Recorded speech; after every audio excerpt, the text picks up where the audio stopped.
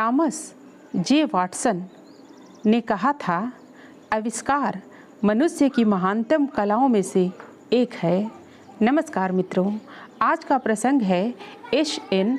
बोस।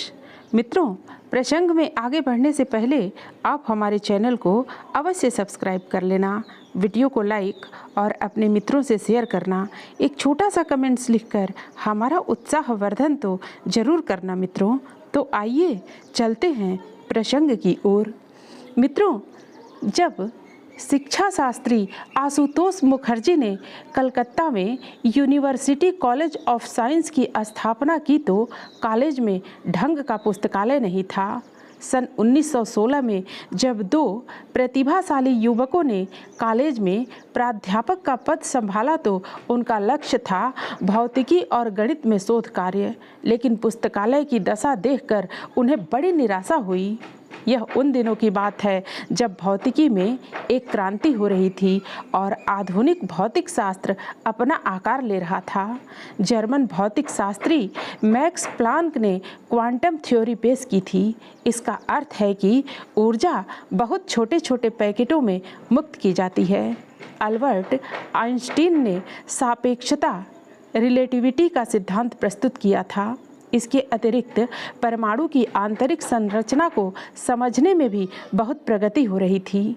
यद्यपि अन्य प्राध्यापक पुराना भौतिक शास्त्र ही पढ़ाकर संतुष्ट थे, मगर ये दोनों युवक जानना चाहते थे कि अब आधुनिक भौतिक शास्त्र में कितनी प्रगति हुई है। यह जरा कठिन था। प्रथम विश्व युद्ध चल रहा था, इस कारण नवीनतम पुस्तकें और पत्रिकाएं भारत में नहीं पहुंच रही थीं। निराश होकर दोनों ने पुस्तकें ढूंढनी आरंभ कर दी। पास के स्कूल कॉलेजों में जाना बेकार रहा, लेकिन आखिर उन्हें परिश्रम का फल मिला। एक जर्मन वैज्ञानिक पी.जे. ब्रूहल, जो उस समय देश में ही रह रहे थे, के पास आधुनिक भौतिक शास्त्र पर कुछ पुस्तकें और लेख थे, किंतु ये सब कुछ जर्मन भाषा में था। दोनों वैज्ञानिक अपनी खोज में लगे रहे। उन्होंने जर्मन भाषा सीखी। कुछ समय बाद अध्यापक और उनके शिष्य उन्हें आधुनिक भौतिकी की नई खोज पर विवेचना करते हुए देखने लगे।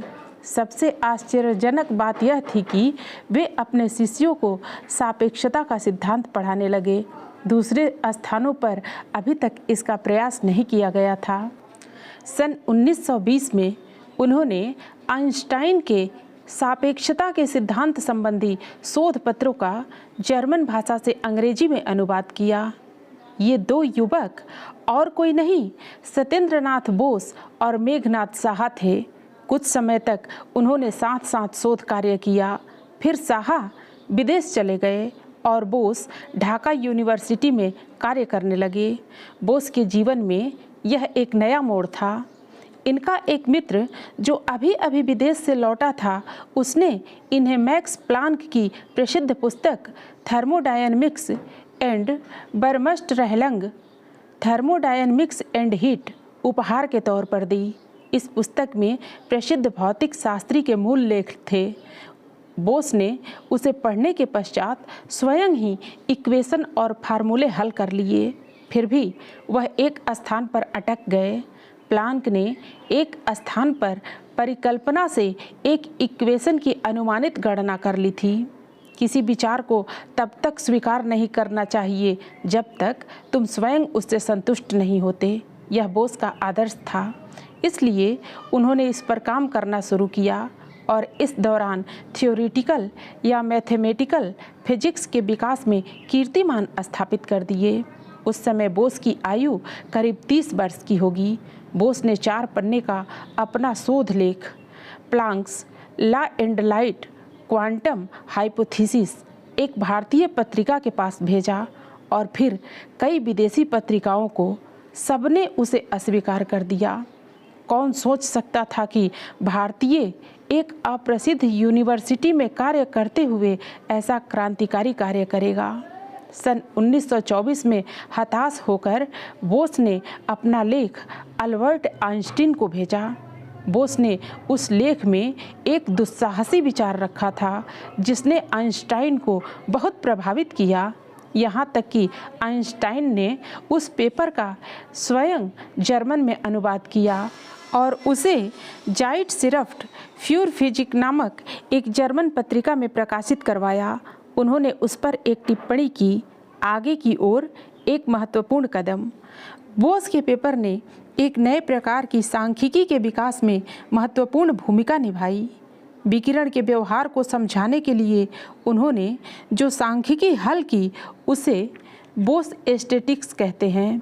मूल तत्व के कण जैसे फोटॉन्स और अल्फा कण जो बोस सांख्यिकी के सिद्धांत को मानते हैं उन्हें बोसोन्स कहा जाता है।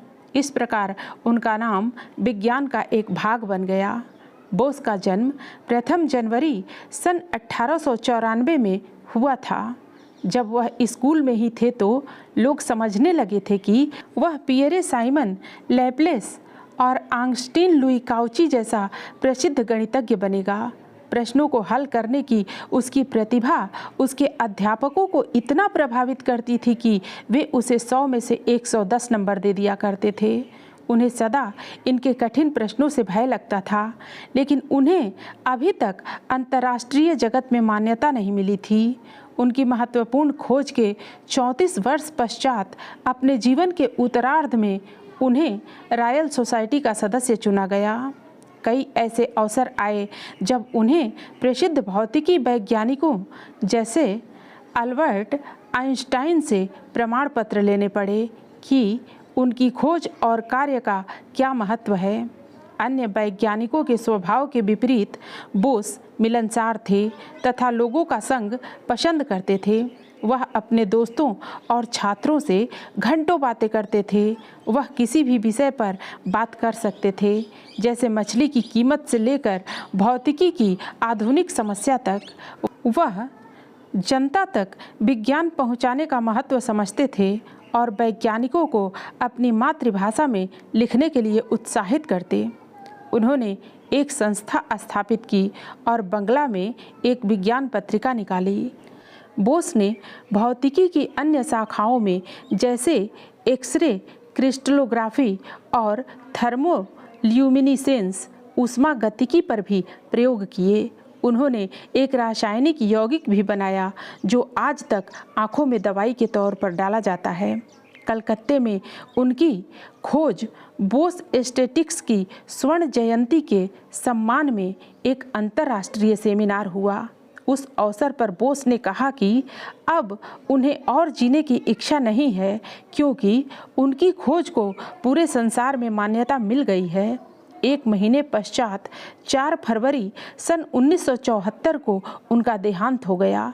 उनकी मेज पर एक आधी हल की हुई समस्या पड़ी थी।